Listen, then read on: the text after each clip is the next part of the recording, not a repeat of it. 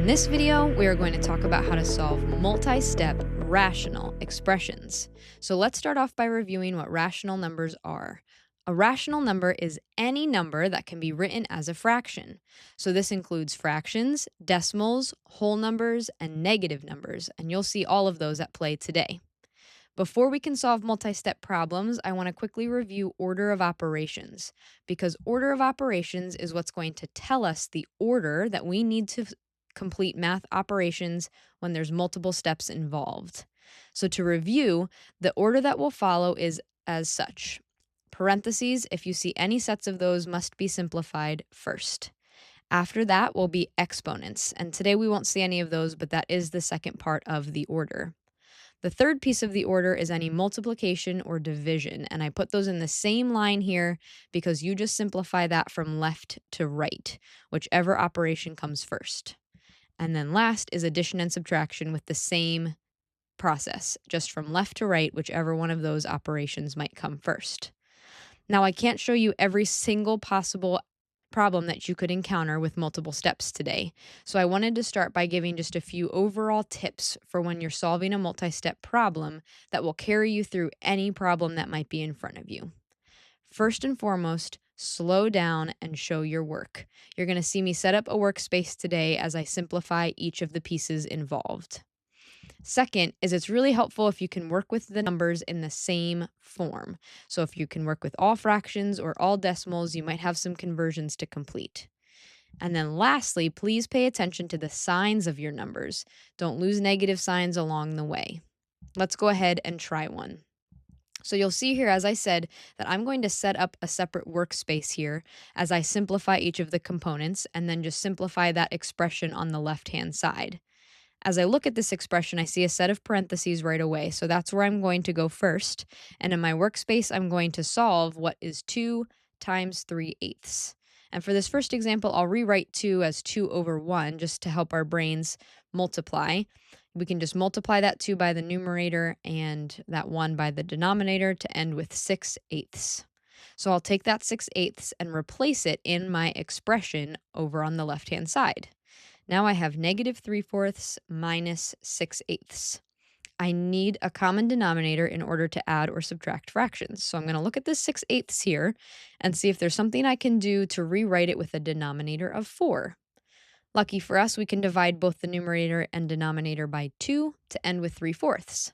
So now I can rewrite this expression with 3/4 in its place, and I'm also going to rewrite this subtraction problem as an addition problem.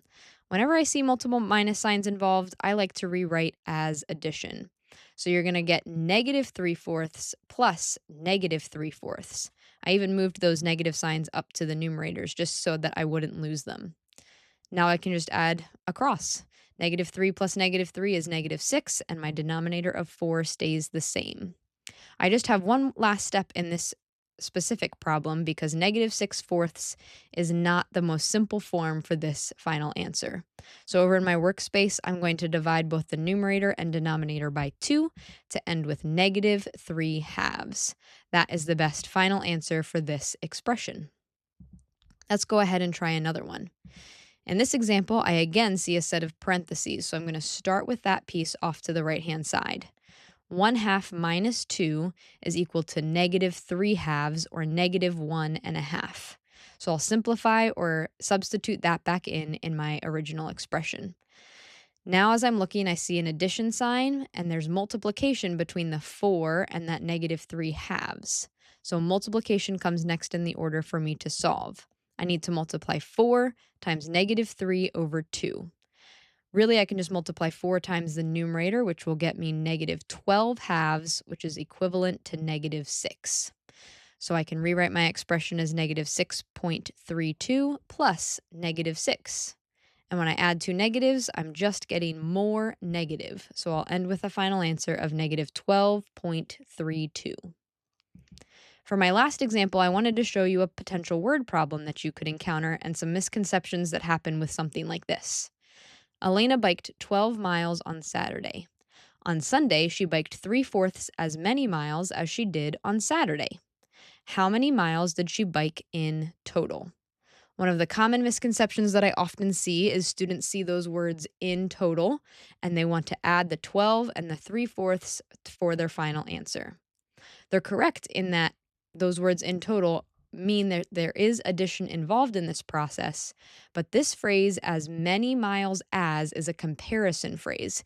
It's not actually telling me that she ran 3/4 of a mile, but they're comparing her mileage from Saturday to what she did on Sunday. So I need to find 3/4 of her Saturday mileage or 3/4 of 12. And then I can look at the in total and add together. So when I write my expression to solve, I'm going to take my Saturday mileage of 12 and add it to what I ran on Sunday or what Elena ran on Sunday, which was 12 times 3/4. 3/4 of 12, which will give me that mileage. So that's the first step I need to figure out is what did she end up running on Saturday? If she ran 3/4 of 12 miles, and I multiply this out, I'll get 36/4, which is the same as 9. So she ran 9 miles on Sunday. So now 12 on Saturday plus 9 on Sunday will give me 21 total miles for the final answer. So, in summary, we can solve multi step rational expressions if we're paying close attention to order of operations and our signed numbers. Always remember to slow down and show your work. Thank you for watching, and if you're interested in learning more about TurtlEd, you could visit us at withturtled.com.